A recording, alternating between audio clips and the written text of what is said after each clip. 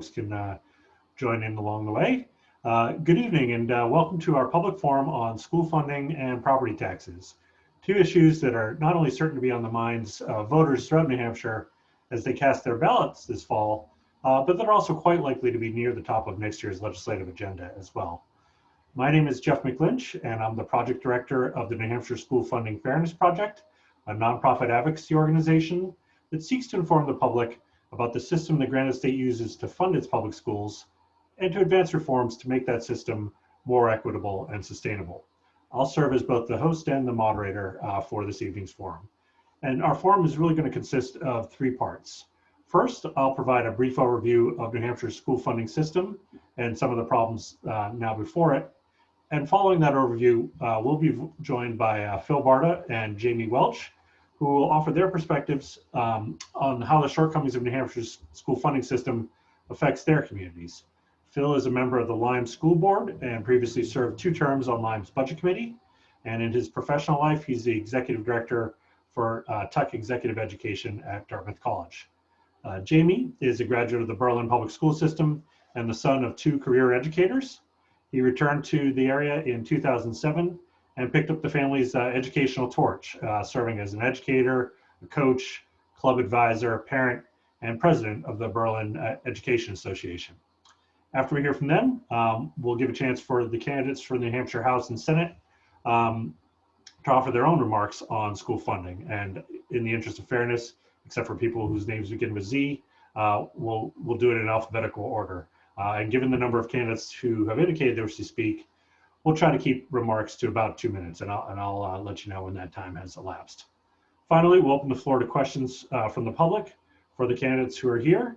And we have received a few questions in advance with people's registrations, so we'll aim to ask those first. But if you're listening in this evening and you would like to pose a question to the candidates, please just enter it via the Q&A feature on your screen, and we'll try to pose them as time allows.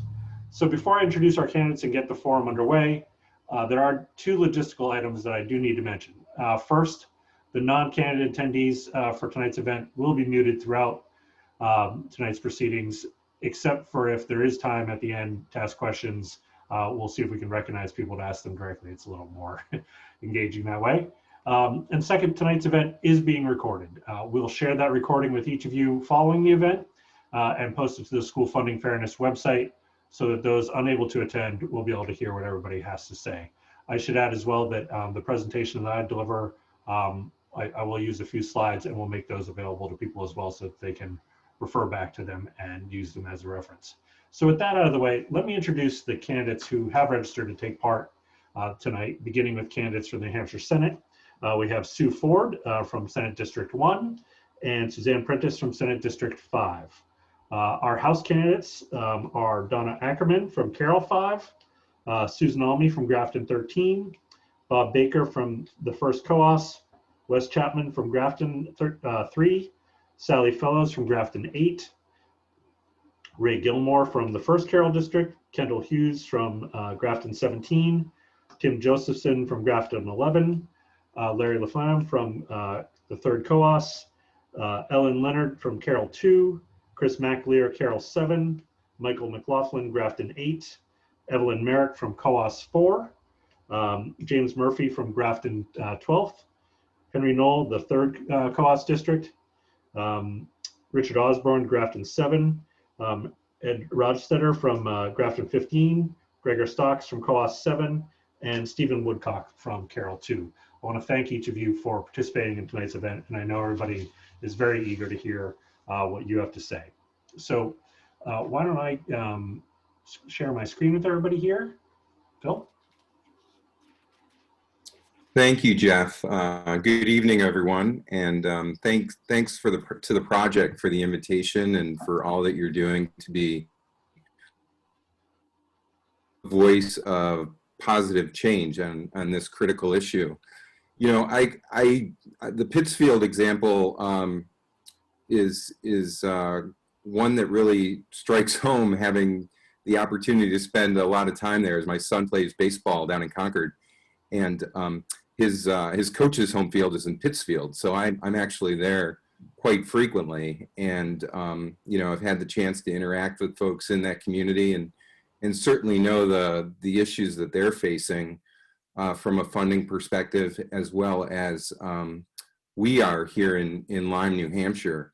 You know, I think for all of us, the sense that I have is that today's New Hampshire public education funding mechanisms to enable an adequate education are certainly not adequate for creating the educational experience that our children deserve, and that the property tax model is breaking the back of many of our neighbors, especially those on fixed income, as an example. And also, as a result, it's really changing the social fabric of our communities. It's driving out community members who can no longer carry the burden of local taxes. You know, here in Lyme, we have about 197 students in K through 8, another 97 plus in high school. We're far above the state average in terms of spending. But like all of our communities, we have our own unique set of conditions. I mean, one of ours here is, and this relates directly to the New Hampshire public education funding model, is that 92% of our land, 9-2, is protected in conservation, easement, or current use. And as you know, that results in a reduced tax rate for those properties, which again, creates an increasing burden on community members. So my own experience with these issues really accelerated when I joined the town's budget committee in the wake of the financial crisis. If I'm remembering correctly, here in Lyme, we had just finished the expansion of our school. We were in a position, and this took many years to get to this point, but we were in a position with rising student numbers, as well as with the differentiated educational model that we were implementing, that we had students that were studying in and participating in educational sessions in storage closets, in hallways. We had no single-use bathroom at the time. Our principal, who's a carpenter, was making dividers to create more flexible space and to divide classrooms that needed to be split. So these financial pressures really accelerated for us in the wake of the financial crisis, as I'm sure it did for all of you and your towns. And that the recession really sparked a lot of tension in our community. And unfortunately, I would say there's still the presence of that, and much of it comes back directly to the funding model that we have here in New Hampshire. I mean, we had folks saying that, well, the quality of education in Lyme is just too good. You know, can't we settle for something a little less? And that's not something, I'll speak for my own kids, that's not something that I want to settle for, and certainly not why we live in this community. You know, it's also had an incredible impact in terms of the work that our administrators, staff, and teachers and board have done in the strategic planning process. Many of those ideas that we've had in our strategic plan, we just have not been able to realize because the funding's not there. And we've been able to get really creative in addressing these issues. You know, with reserve funds and grants that we get and private donations that we're incredibly fortunate to be able to draw upon. But you know, there's so many pressures around unfunded mandates and other requests, and just uncertainty as to what's happening with school funding that make the situation nearly untenable, I would say. And frankly, I don't believe it's a model that we have that's going to be sustainable in the medium term. You know, I think we've looked at the town level in terms of solutions. I mean, we're going to be, you know, the issues come back to, do we get rid of our police station? Do we do we consolidate with other communities? You can go every line item, just like Jeff was talking about in Pittsfield with the school budget, and look at this. And The opportunities to cut costs are very few because we are working off of such a lean budget to begin with without the adequate funding to really deliver on our objectives. So, and you know, I would say with the situation that our educators are facing today, we have an incredibly lean team, and frankly, in this pandemic environment, we're pushing them to the wall, and it's really tough on them. And I think we can't forget that they're parents too, and they're also living through this pandemic experience. So the pressures are only increasing in these uncertain times. And you know, I gotta say that you know, if you think that I'm living in a fantasy world here to think that I don't understand that we need to make trade-offs all the time, I certainly do. I recognize that these types of trade-offs are important as we think about community priorities. But I think what's different when it comes to public education is that we're talking about our children and their future opportunities. And in my mind, it is unacceptable to settle for satisfactory or adequate. And that this concept of an adequate education and how it is funded here is ultimately having a significant impact on the development of our children and New Hampshire's future. Thank you so much. Thank you, Jeff. Thank you all for listening. Jamie, would you care to weigh in? Yeah, thank you, Jeff. You know, being a resident of the city of Berlin, having grown up here, watched the success of our community, the thriving paper mill and Isaacson Steel and all these companies that we had, you know, just working wonderfully through our, you know, our past. We are now, you know, we're in a different situation. You know, returning to the community in 2007, I returned just in time to watch them tear down the paper mill, they demolish it and blow the stacks. You know, following that, we had some tough economic times as a country, but remarkably so in Berlin. With that, we were forced to try to reinvent ourselves, but we felt like we were doing it with our hands tied. We tried to look at different angles. We've pushed hard with ecotourism, with ATV, you know, visitors, and with the park at Jericho Mountain and all these things that we're working on. But, you know, I feel like no matter what we do on those other fronts, we've been crippled and we've been held back. I'm a resident of Berlin. I'm a taxpayer here. I attend city council meetings. I know what's going on. And, you know, we're in a situation where, you know, we have a surplus of low cost housing. And with the surplus of low cost housing and low property values, you know, following what happened in the 2008 period with so many homes foreclosed upon, their values plummeting, you know, everything dipping, tax rates were adjusted to make ends meet. And, you know, as our values have maybe returned a fraction, and that's all that's happened, a fraction.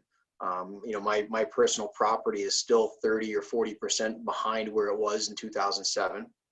Our tax rates are up. My tax bill is larger than it was.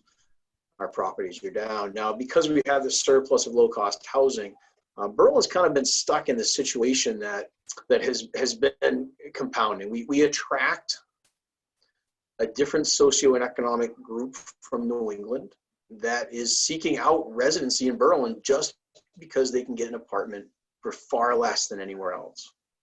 And we're being flooded. $600 a month with heat brings an awful lot of people into the city of Berlin. And many of them come the first week of school with their families, their children, and everything in tow. You know, and they're great kids and we love them. Open arms, they come into our school district, they come into our city. You know, the unfortunate reality is that they come with often significant expenses. So, you know, it sounds rough, but we have to be honest that, you know, our sped budget blows up through the roof. We never know what's rolling in the next day. I've had 7 new students in the last 2 weeks in my grade that I teach, just in my grade. And 5 or 6 of those 7 have come with remarkable needs. And we didn't know about that. We didn't plan for it. We didn't budget for it, but now they're here and we're providing those services. You know, they come into town and it creates a different socioeconomic group. We need our police department. We need our fire department. We have aging infrastructure. We can't eliminate those. So for a very long time, we've played the game of how do I rob from one city department to give to another to make it the budget work. And we've played that game really well for many years. And for many years, we didn't see remarkable changes in our property tax numbers. We played the value and the tax rate game, but we didn't see huge increases. And now, over the last couple of years, we are seeing that. You know, and we're experiencing it. My taxes went up $1,100 in 1 year. And here we are. You know, we're paying premium tax dollars, but we're not giving premium services to all our students. So we have to kind of look at what's happened. You know, we've got this sort of situation we're dealing with, 25% of our population being special ed. That's remarkable. And 60% of our students are on free and reduced lunch. We're dealing with a very different thing, yet we're trying to deal with it with our hands tied still. And I understand that we do get extra money, you know, that accommodates with Title I and these other ways, but it's never enough. And we end up shifting that money, and we shift it from our regular ed students, and we provide the essential services that we have to when those students arrive in town. So although we do spend about the average statewide per pupil, it's not distributed in a very fair or equal way. So, you know, as I have been a coach and I've traveled around with our students, the remarkable piece that kills me is that we go to other schools and we compete. We bring math people to go compete. We bring athletes. We bring all these people to all these other schools around our state. And when we arrive and we pull up, and they're like, where are we? Like, we're at school. And they're like, this is their school? They think we're at some sort of 4-star resort. We get out of the bus and we see their turf fields and their beautiful tracks and their football stadiums. We walk into their building to use the restroom, and it's like walking into a 4-star hotel. The floors are polished, the walls are shiny, the rooms are full of everything, and they're blown away. And they always come back with that question. And they ask, hey, Mr. Welch, why can't we have this? Why don't we have this in Berlin? You know, the reality is I'm paying a higher tax rate to people in that town. But we can't give you that. I'm sorry, you have the wrong zip code. And we're digging deep, we're digging hard, but we can't get there. We have closed every single elementary school in our city. Prior to the start of the last school year, we closed the last one. We didn't have room. It wasn't that they were empty. We just couldn't afford it anymore. So we took all of our students, K through 12, pre-K through 12, and we stuffed them into 2 buildings that we had left. Every single classroom from grades 6 to 12 is used by multiple teachers every single day. We have teachers running around, running into each other in the hallway, pushing carts. I'm a science teacher. I no longer teach in a science lab because it's shared by everybody. We're running in, we're running out. I can no longer do the same educational process as I used to. We no longer have the same labs. I have to take them down, set them up within a class. We lose time. My aquariums that I've always had, trout, fish from our local streams, they're empty. My class pets, they're all gone. I'm not even in the room most of the day because I'm running around to all these other spaces as we try to make it work with what we have left.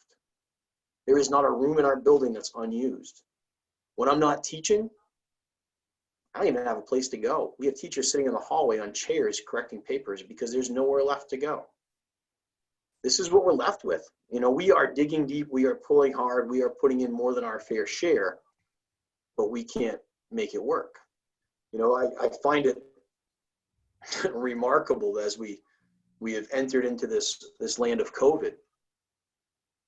You never see how limited your resources are until you need more of them.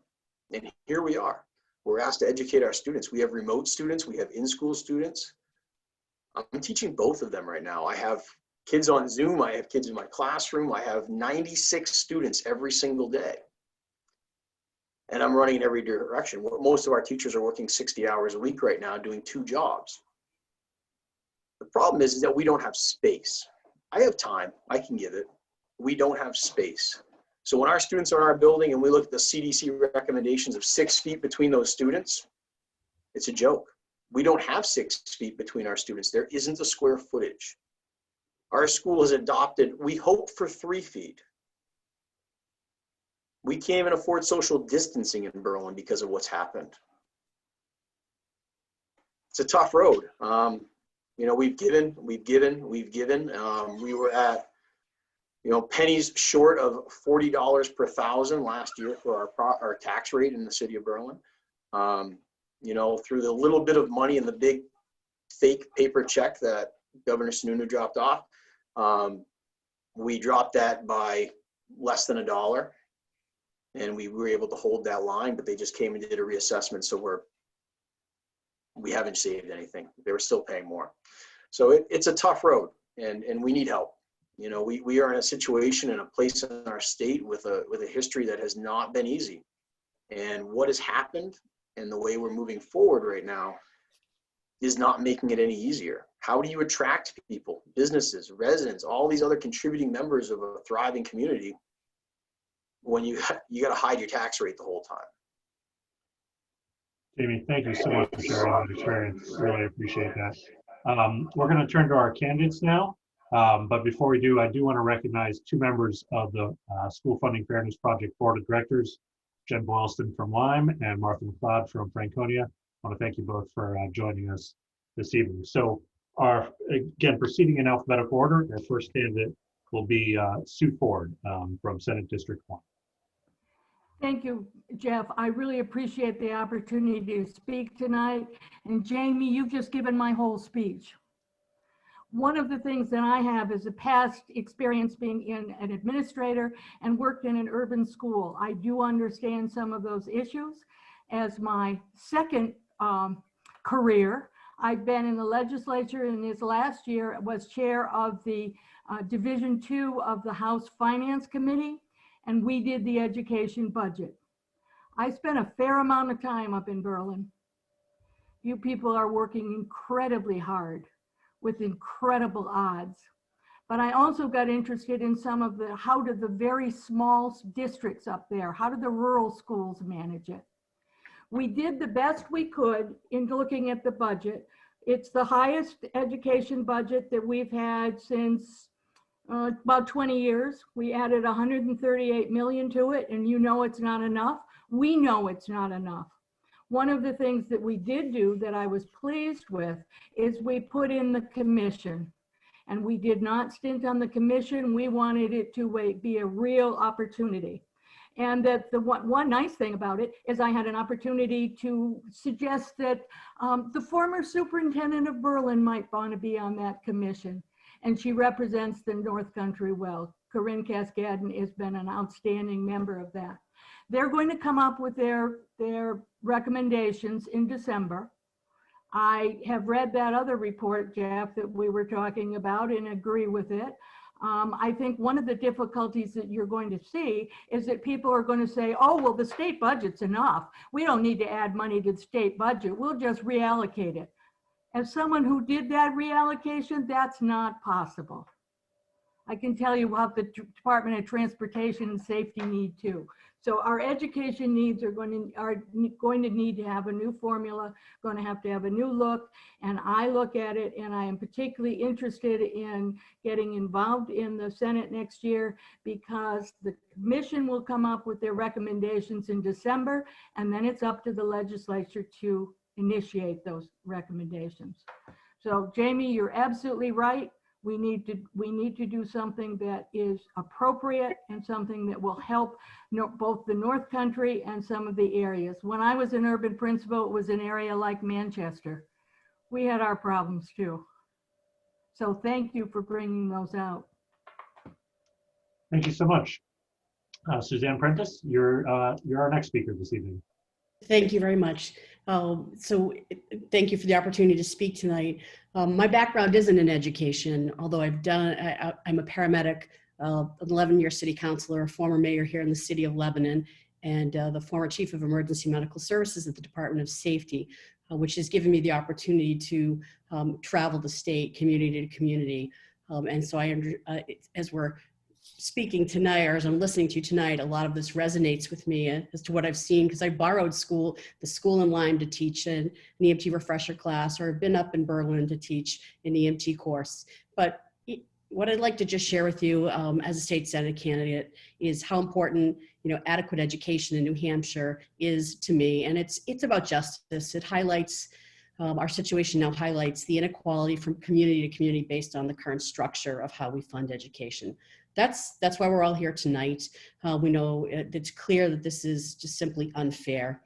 It's not just about an adequate education, it's about an excellent education, accessible to all regardless of zip code. If we keep nipping around the edges and not face the funding issue head on, the time will continue to stand still for New Hampshire students. My vision as a state senator is to create a prosperous, inclusive communities with thriving public education at the core, at the center of those communities.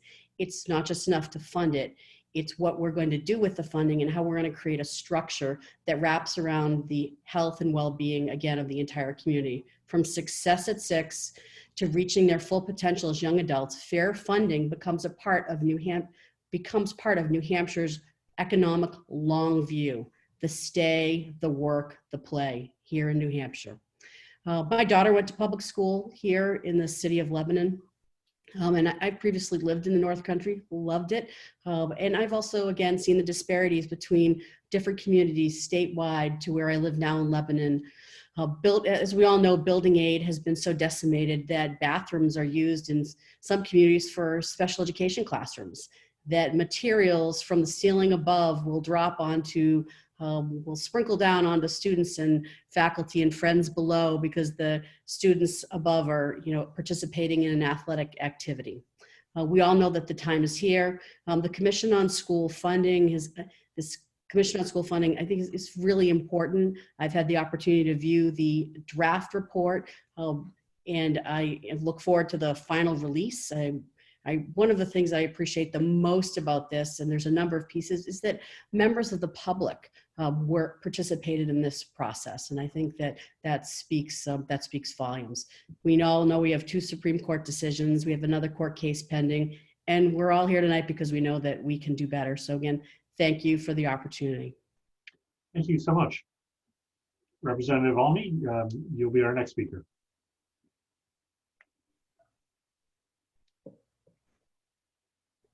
I believe you're still I didn't know that this was on the menu. Well, I'm probably going to get myself in trouble. We're happy to yield your time if you'd rather not. I was on the original on education funding team. It was put together from inside of finance from each of the divisions, and we did double work for 3 months. And I was part of the group that was trying to get us to an income tax at that point. When that failed, we were back into an environment that included the statewide property tax at $6.60 a thousand, on top of what everybody was paying in their own areas, but cutting it down in some places, increasing it in others. And that raised the business taxes. There was an agreement between the BIA and the legislature that they did not want to see an income tax, they did not want to see a sales tax, and that they would agree to the business taxes going up. The business taxes are going down again now without being compensated for. And the other thing that happened was that immediately that $6.60 went out, which was very difficult for my community because it came just after we decided that we were going to try to tax part of our hospital because it had come into Lebanon with a pilt of $2 million forever, and we'd run out. So it was very difficult for us because we were paying for the hospital on the books, $6.60. But neither we nor Hanover joined the coalition of donor communities, which did include Democratic areas, as well as Republican areas, which managed to get that property tax down very quickly to about a little bit less than $3, and it's been going down ever since, which has meant that there's been more pressure on everything else, and that none of the towns that had ended up having to pay more in their property taxes were paying more anymore. So the whole revenue issue is extremely fraught. Speaking as current chair of Ways and Means, and this is my 4th time at it, and I've taken us through the Great Recession 2 terms, and now I'm in the COVID recession. If we put in an income tax or possibly a sales tax, it would take over a year after we got it through the whole process for it to start providing money, which means that first term there would be no change to people's problems. And that means that we'd have a good chance of getting voted out. The Republicans would come back in, they'd get rid of it before it had started to do much. That's been something I've been facing for a very long time now. And it's kind of a cardinal sin to mention an income tax in New Hampshire politics. Some of us get away with it in our own communities. I am constantly in my committee when anything like this comes up or a reporter comes at me saying, I come from a part of the state which thinks you're all crazy and that we should have an income tax. But I realize that until well over half of our population has agreed with us that we're not going to get there.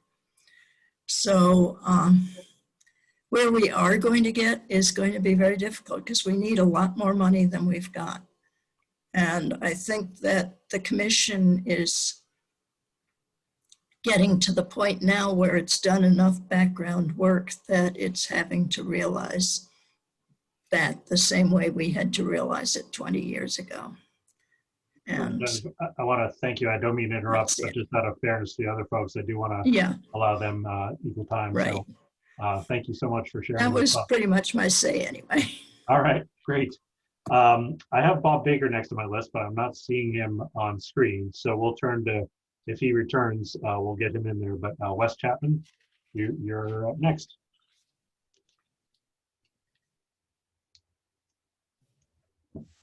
There we go. Okay, thank you. I appreciate the time to speak with you and to, more importantly, to listen to you. I'm running for House of Representatives, and my background is in municipal bonds. Public finance, I've financed schools and fire departments, city projects all around the United States. And one of the things that I would always do when I would go meet with the city and talk with them about their financials and their problems there'd be plenty of people that would come and make proposals. And that's usually what a city would ask you to do, is to come to make a proposal.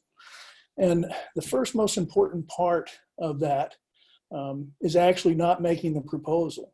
It's actually sitting and listening for a long time to understand everything that's actually going on. Because you can't really provide a solution until you understand what all the problems are. So that was my purpose for being here today. I don't really have any proposal for you. I'm not at that point. I came here to listen, and I definitely appreciate the candor. Jamie, wow, you're a hero. Thank you.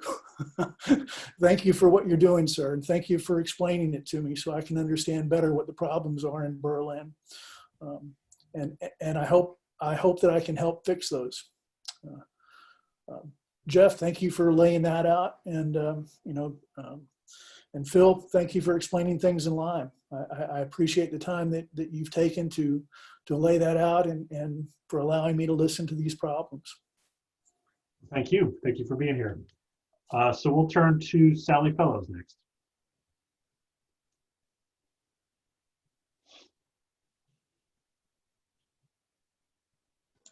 Sorry, took That's me all a right. while. to You're get doing better the- than I did.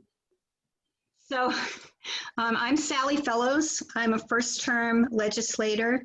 I worked at the Department of Education primarily with school funding and data collection about students and financial data from schools for 30 years. So I think that to share just one simple idea, I would say that when people discuss the statewide property tax, they usually present it as a property poor towns versus property rich towns. But the fact is that towns do not pay property taxes. People pay property taxes. People and businesses pay that tax. And there are rich and poor people in every town. And there are businesses that are, flourishing, and there are businesses that are just hanging on. So any tax plan that asks people and businesses, and particularly seniors who are trying to live on a fixed income, to pay property taxes that are higher than they're paying right now is unfair. Property taxing based on zip code is just as unfair for the property taxpayer as it is for the towns like Berlin who see the disparity in school resources based on zip code.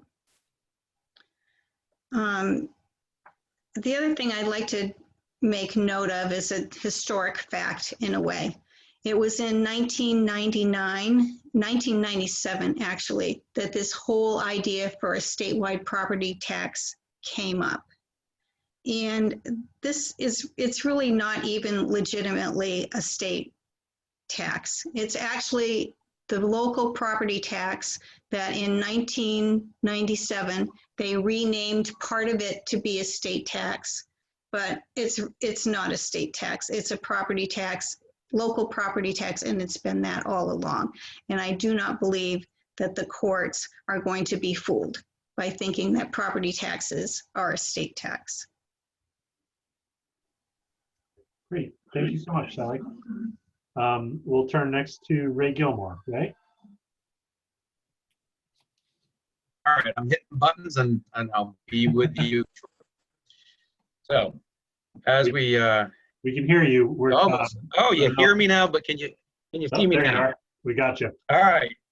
Here with my beard thing. So, Jeff, Jamie, Phil, first of all of you, thank you very much for giving me the opportunity to hear this and see how things are coming up in Berlin. As a kid from Mount Washington Valley, I was born, bred, and raised here. I was what they called a portable person, a portable people, because we didn't have enough classrooms. For me in elementary school, there was an explosion of people, and we went to school in trailers out beside our schools.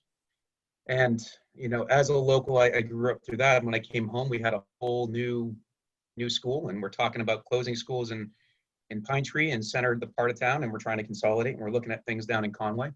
Where I live now in Bartlett and Jackson, we've got a different story up here. We specifically moved here because of the quality of school, because of the funding in school. So as a local, I've seen two different things, and as a local, I've gone up to Berlin and I've played with sports at those facilities, and I've played against those kids, and I've seen the change that Jamie was talking about over the years since the loss of the mill. I'm also a father. I've got 5 kids who are in the public school system down here in the valley.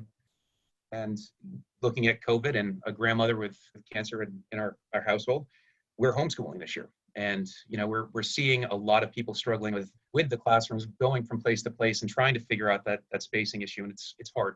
And I think it was Jamie who brought it up, who said that COVID is exposing all of the cracks in the veneer. And that's a serious issue for all of us, parents and teachers alike. And as a husband, my wife works in the schools. She's got a master's in education, focused in literacy. She got her background teaching down here, and she's been doing at-home daycare for the last 7 years. She moved back into a classroom setting this year to get that financing back. So all of us, as you've all mentioned, are directly affected by these school issues. Just like Wes, though, I'm here to learn, and I'm here to take in your information from different parts of the state. Right now, I only know what I'm seeing here locally. So I'm very, very thankful, Jamie and Phil, for you guys spreading those pieces and letting us know what you're seeing up in your area. And equality is equality. As a soldier, I helped build schools in Afghanistan, and we didn't have teachers, we didn't have books. So it was a building in the middle of the desert for nothing. We saw them popping up. We can't have that in America. We need to make sure that our kids are getting an adequate education that's fair, and hopefully we can find a collaborative solution, not a Republican solution or a Democrat solution, but a collaborative solution that works for all of us. So thank you very much for your time, and I yield my spot. Great, thank you, Ray. Tim Josephson, you're our next speaker tonight. Hi, everybody. My name is Tim Josephson. I'm currently a state rep here in Grafton, District 11, in the town of Canaan. I'm also actually on the Mascoma Valley School Board. So that is our regional school district. I've been on there for 5 years. Currently serve as the vice chair there. So Mascoma may be one of those towns, Jamie, that you were talking about with the very nice school. That was a very long project that took our community 4 stabs at trying to get that passed. When we started the project in its planning and everything, there was state building aid. When we finally got it passed, there was no state building aid. So we put the entire project on our own backs. This was a high school that kids in shop class were making plugs, wooden plugs, to put into the heating pipes to keep the heating pipes from leaking. That was our shop project. So we finally got our building passed, and we built it. We're very proud of it. But it took a lot of sacrifice from here in the community in Canaan and the other 4 towns that are in our district. You talk about property poor towns and property rich towns. A house in Canaan that's worth $250,000 pays literally the same dollar amount of taxes that $1 million house in Moltenboro pays. That works out, you do the math, works out to about $750 a month. Someone owning a $250,000 house in Canaan has a harder time coming up with $750 a month than a guy with $1 million house in Moltenboro. And a lot of this is really, it seems to be, it's property rich versus property poor towns. What we've seen is it's kind of be almost random because it goes all the way back to like the 1700s, 1760s, when the towns were laid out in a grid, and it was just random land tracts. And if you look at the map of the state, it literally is a grid on a diagonal. And maybe your town has a lake, maybe your town has a mountain, maybe your town is all swamp. It's all these natural resources. It lends itself to the values of the property in that town. And maybe you're at a confluence of 2 rivers, and you've had a lot of trade, and maybe you boomed, and maybe you don't. No matter where you are in the state, you have the right to an adequate education. That's in the Constitution. We've tried very creative ways of funding, and we tried of being wise and smart with our money. We take great care to present like the lowest budget we can every year. For the longest time, what the problems that we were having before our renovation and everything is that we would have teachers come, stay in our district for 2, 3, 4 years, and then they jet to some other district because we couldn't afford to pay them. Over time, the community has said, yes, we need to pay our teachers more. So we've brought up our average, But I mean, that kind of plays in that rural districts in New Hampshire have faced a lot of the same problems that urban districts in New Hampshire face, as far as, property values, as far as, being what they can afford to pay for their students, what they can afford to pay for their teachers, things like that. Jamie also touched on this with the special ed. We've also, worked very hard to be really good with special ed, because we've noticed our kids, they need the special ed, and so we've worked very hard at building a very good program. The problem with that is when the word gets out to other people in the community, in the surrounding communities, people start moving into your community because you have such a good special ed program. which is great. We want to help those kids. But again, like you're saying, we don't know that they're coming. So we have, a little bit of, we've been able to tuck a little money away thanks to, the state has made it so that school boards can retain up to 2.5% of unencumbered funds to use for the next year. It's gone up to 5% now. By comparison, towns can save up to 10 to 12%. So, that's some inadequacy there. So it's, from our perspective as a regional school district, we tried very hard to keep our district together, because we have a property rich town, property poor towns, and we are unified as a community. What happens now as states or across the state, there are districts that have been splintering apart. The noticeable one near me that I can think of is Newport and Sunapee. Jim, I'm sorry to interrupt. Yeah. And I do want to give you a chance to complete that thought, but I do want to allow time for the other candidates we have to speak. But that was pretty much the last thing I was going to say is that, you have Newport and Sunapee, they broke in half, and it's totally two different worlds there. So thank you very much. And thank you for having this forum, guys. I really appreciate it. Thank you for being here. Our next candidate to speak is Evelyn Merrick. Evelyn, I think you may have been having some problems earlier. Are you able to chime in now? I just was able to rejoin you. I apologize. Wonderful. I'm so sorry about that. No, it's some kind of a mess up, and I apologize for missing it. The wonder of live television. Yeah, exactly. So just remind me what the question is, because I'm just jumping. You have 2 minutes to use as you see fit. We'll get to questions and answers in a minute. Oh, okay, I've missed so much of it, and I'm really sorry, but thank goodness it's been recorded. My thoughts on, and I probably am missing a lot of this, and maybe you've heard all of this, but my thoughts about educational funding for the state is, if it hasn't been said before, I believe that we need to find more creative ways and alternative ways to fund education. I know we rely on property taxes, and I think we're at the point now where the burden needs to be lifted from our property owners. I feel that it's a detriment to young people moving into the state, especially up in the North Country, because they can't afford to buy a house, much less put a child into school. And again, let me know if I'm repeating things that other people might have said.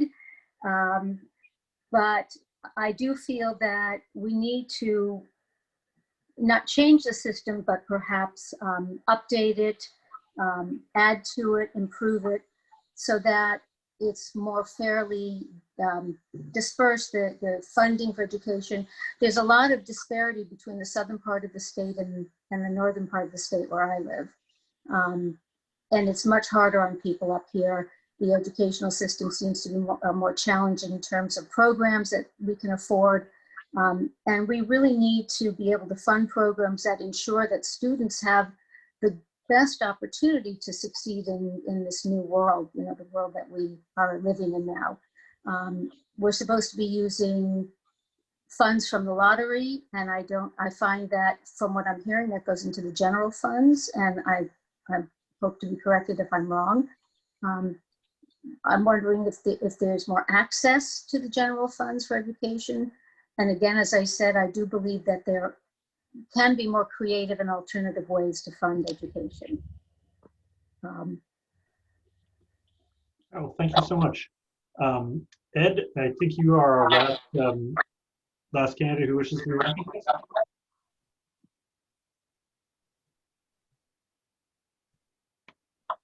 Thank you for allowing me to participate in this forum. I have a number of observances. One, thank you, Jeff, for filling us in. Phil, Jamie, thank you for your stories. Sue, Ford, I too came from an urban area and served on a Board of Ed in an urban area. Susan, I too think there has to be a different way of funding, and I'm not suggesting that we go for a state income tax, but I think we need to look at all possibilities. I have a question. What percentage of a budget is unfunded mandates? Jeff? I don't think I could say that with any authority. I'm sure it varies from district to district, but that's certainly an issue that we hear a lot about. That the state is forcing more requirements onto local districts without providing funding, and more to the point that once they do begin to provide funding, as the legislature made progress this past session, there's always a fight to ensure that that continues. Well, okay, my observation again is, shouldn't the legislature, both the Senate and the House, demand that the state fund their mandates rather than just giving a mandate and not fund it? If you're asking my opinion on that, I think that's certainly the case, but we'd love to hear from you about your views on whether the state should do that or not. I certainly feel that they should. Okay. And so with that, I just want to thank everyone for their participation. And Wes, I like that the fact that you were listening, I was listening as well. And it's an interesting process. Thank you for having me aboard. Great. So we do have a couple candidates who I think do want to be recognized. Larry, I think you had your hand up first, so we'll go to you, and then Richard. Thank you, Jeffrey, and good evening. I wasn't going to speak tonight, and I appreciate the opportunity to change my mind. We've heard a lot of talk about taxes, and the whole discussion about the education funding has always come down to taxes. And we know that poor communities like Berlin and Claremont require a greater tax effort than property-rich towns do, and resulting in fewer resources. What's lost in the discussion is the students themselves. I've always hated the word adequacy, and I don't know how to define it, but I can tell you what I know when adequacy is, when it's not adequate. We're looking, with the Commission on Education Funding, we are certainly looking at more student outcomes. And that should be the line, if you will, to prove adequacy or inadequacy. Facts show that the outcomes of students from property poor communities are not as good as property rich communities. When you have many of your students who are scoring below proficient on standard testing, the education they're receiving is not adequate. And I really think that needs to be addressed. And I know the whole tax thing is a big ball, but let's talk about the students. You don't get to repeat high school twice. Thank you, Jeff. Thanks so much. Richard? Yes, I was stimulated the same way by, I'm a freshman legislator, and I've been trying to figure out exactly what is the problem, what is the question here. And I came from all over the country since I was in the military and dealt with many, many different school systems. And then I came here, didn't have any children in the school system at that point, but I discovered we had a system that said, you guys go do it and we won't pay for it. And that, to me, it just made absolutely no sense. It doesn't help the children. It doesn't help the communities. It doesn't help the state either. So finding an answer to this and not saying the word income tax is going to be very difficult.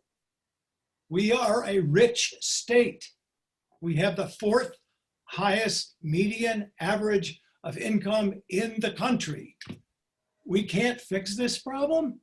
We can. It's just a matter of pride and prejudice now, I think. I think that this is a solvable problem. I think it's an urgent problem. And I'm going to go forward saying that same stuff. Wonderful. Well, thank you. Are there any other candidates who I've yet to recognize who'd like to speak before we start taking a few questions? If so, raise your physical hand or your virtual one, whichever is easier. Great. Well, We do have a couple questions from members of the audience. I'll start with one that we received in advance from Kristen Franklin in Lancaster. And she says, and I'll just read her question straight out.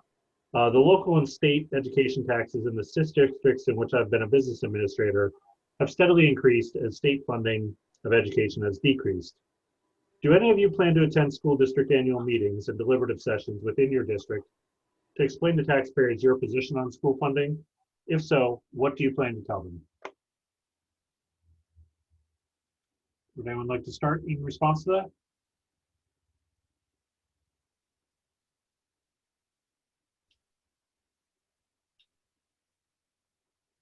I think Kristen may have stumped everyone.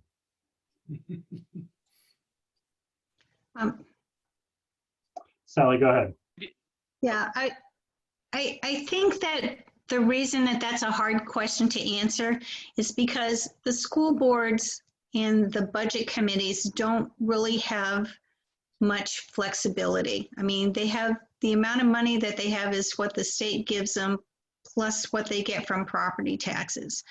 In most cases, I think that the budget committees and at the deliberative session, they're just addressing how to try to pay for just the bare minimum. I mean, that's not the case for all school districts, but it is for most of them. And in the ones where they have, more money, I have a suspicion that they don't have so many people show up at the deliberative session. Are there those folks have thoughts they want to share on that?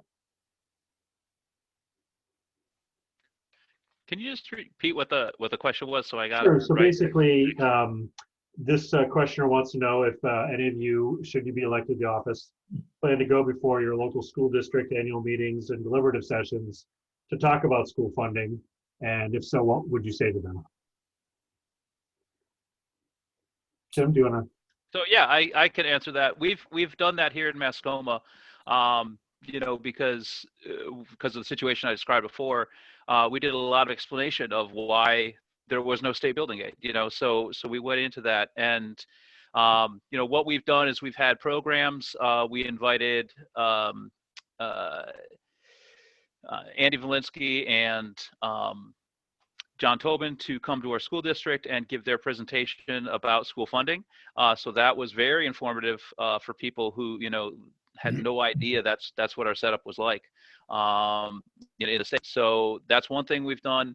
And a lot of it just is time to just educate your public about the formula, because most of them don't realize that's what the formula is. And so once you educate people about it, then they're empowered to know how it can be changed, or like you get more people giving you more solutions. So, many hands make light work. Perfect. May I respond? Oh, of course. Just very briefly, I would go, especially if I'm invited, but my first intention would be to find out what it is that the particular school district needs, because chances are that's how I imagine most of us will learn about what the needs are of our system, is by going to these meetings, asking the questions, listening to what they're discussing. Again, I would guess that we'd need to be invited. I don't know if these are open meetings or not. It's been a long time, so I don't recall going to any of these sessions when I served years ago. But were I to be invited, I would absolutely go. And again, it would be more listening what their needs are. And then if there's some way to take that information back to the legislature, that's what I think part of my role would be. Thank you. So we have, if we have other questions, I can step back. I can wait for another one. No, go ahead, Ray. Okay. Let me hit the buttons again so we can see who's doing what. Ta-da, here we go. Tim, you're dead on, man. You're dead on with the education piece. That is the smartest decision right there. Education leads to new solutions. As I've been diving into the whole thing, running for office is the best civics lesson that I've ever had in my entire life, better than anything I got in college or high school. That big piece of how it's done, the history of the different court cases. There was a great piece on NHPR yesterday. I was getting calls. I'm like, have you ever heard this? I'm like, yeah. I had to answer some surveys, and that's where I learned about it. But most of our people don't. If we want change, we need to educate them on how it's done, what's been tried, and potential solutions going forward. Because the biggest piece we need to get on any of this is buy-in from the people. As people have said, I don't want to say tax. I don't want to do, because we're afraid of the backlash. We need them to understand what Jamie was explaining. And until we actually get that universal understanding and at least some sort of comprehension of the challenges, we're going to face problems with buy-in and pushback. And I think that is why, Tim, you're dead on, buddy. Let's educate the population before the meeting. And that way, when we get into the deliberative session, we're all on the same starting line. Good call. I like it. Thumbs up. Thank you, Ray. So why don't we turn to, we do have one question from somebody in attendance, just a moment here, from Nancy Starmer. Nancy, if you'd like, I'm gonna give you the floor so you can pose this question directly to folks. Thank you. So I'm a member of the Inner Lakes School Board, new member. Spent a whole career before I retired in teaching and administration in schools. And I'm deeply concerned about the issue of inequality in school funding in New Hampshire, particularly because we are so dependent on property taxes. I did attend one of Andrew Valinsky's presentations, and he was amazing in helping us understand. If anybody hasn't had him come to talk to their school district or school system, I would recommend that, because he's very clear and helps us really understand what the issues are. Nancy, if I could just interject, yeah, that's a role that we at the School Funding Fairness Project are playing now. So great. If you would like, if anybody who's listening would like us to come and actually have slides that are visible and talk about this issue, we're happy to do it. And you can contact me. I'm going to provide some contact information at the end. Great, thank you very much, because that was enormously informative. And since I'm a new member of the school board here, I will recommend that as well. I think what I was really wondering is, I know that the commission's report is due in December, and I'm just wondering where you all are now, what you've heard, aside from what you're hearing tonight. I'm sure there are probably themes that have come up tonight. One of the ones that I've caught on to, I worked for a while in a school that was very much like what Jimmy was talking about in Berlin, where the athletic teams went to other schools and said, these look like 4-star hotels. These are in comparison to what our facilities are. Those make the students feel like second-class citizens. They feel inadequate. They don't feel inspired to be good students for that reason. I've always wondered why states couldn't assume the cost of those kinds of physical plant improvements across the state, so the property poor towns could be helped with those things. But I don't know, what other, I don't know where the state gets the money without other taxes, sales tax or income tax or something anyway. But I just wanted to know where the commission is now, because we're in October almost, and you've only got a couple months before you have to provide your solution. So anyway, that's my question. So I can sort of speak to the commission's timeline, and I would ask candidates if you could talk a little bit about the concern that Nancy raised about state investments in school buildings and what you might try to do should you become a member of the legislature. So Nancy, to your question about the commission, they are scheduled to issue their recommendations by December 1st. They have now received that report that I alluded to and others have touched on from the American Institute for Research, and their work from here on out is translating the research that's been done and the models that have been developed by those analysts into working proposals and recommendations. And under the legislation that was enacted creating the commission, they're meant to come up with specific legislative recommendations to ensure that we're meeting the cost of adequacy and that it's done with a uniform rate. And that's certainly going to be a challenge. Representative Almy, I believe you have your hand raised. Did you want to talk about school building assistance? Yeah, well, two things. One thing before I get to the school building aid. I've been listening in when I could on the education, on the commission's fiscal panel, which is the one that I thought was supposed to be working on the revenue side of this thing. They're spending a lot of time looking at expenditures and other things as well. And they do not regard that report as the only source of ideas of where revenues might come from. They've been working on a number of different things, and I've missed 2/3 of the meetings. So the school funding is a grave injustice that I don't know when they started the funding program. They were giving 60% matches to lower income, lower property communities, lower property value communities, and 50% to everybody else. But that still left at least 40% of the cost of the building that had to be put in by the local people. And so all of the poor communities just could not get a vote through. I'm really admiring of the Muskoma district, actually, that we managed, and we aren't property poor, but we've got an awful lot of expenditures as the center, an urban center in our area in Lebanon. And it took us the threat of the money was going to disappear next year to be able to get our middle school done. And as far as I was concerned, our middle school looked a lot like what Andy Valinsky said that Claremont looked like. I don't know if Sue Prentice agrees, but it sure seemed like that to me. So the money disappeared during the Great Recession.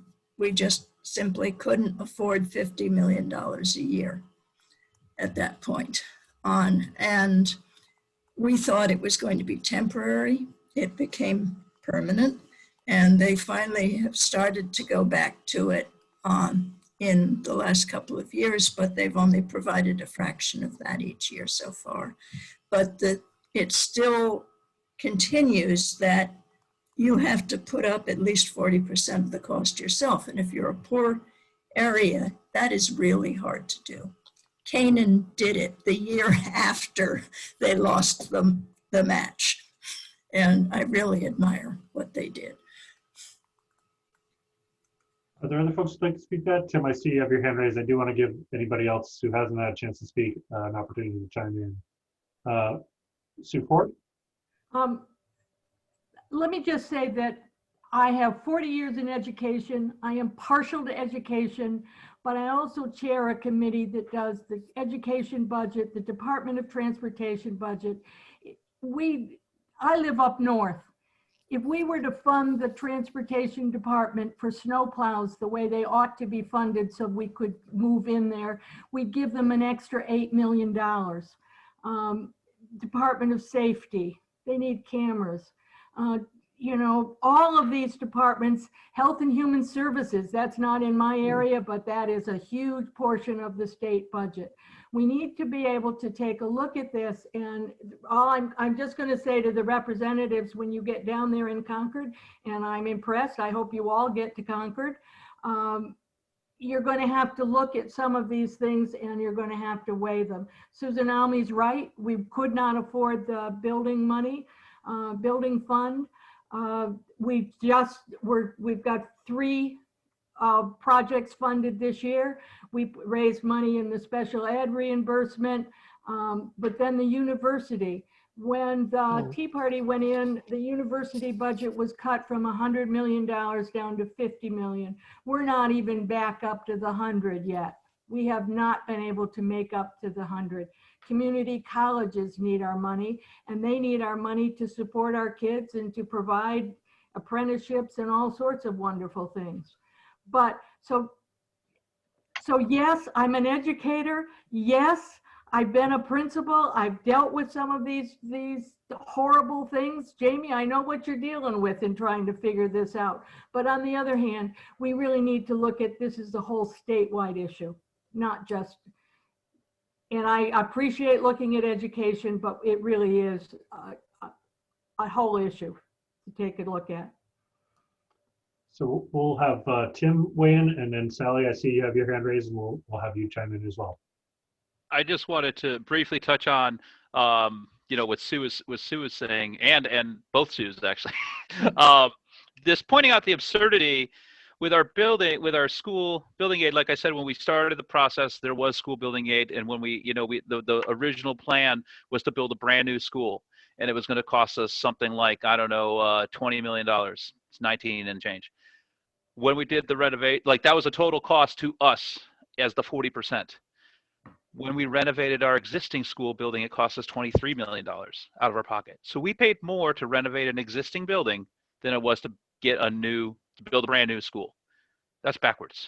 So just an illustrative point. I just wanted to touch on that. So, but yeah, it was a big, heavy lift, and we're lucky. But there's been no state building for these schools for the last 8 years because there's been no aid, and there's only been 2 projects in the entire state, one of which is ours, and one of which is Newmarket, and that's it.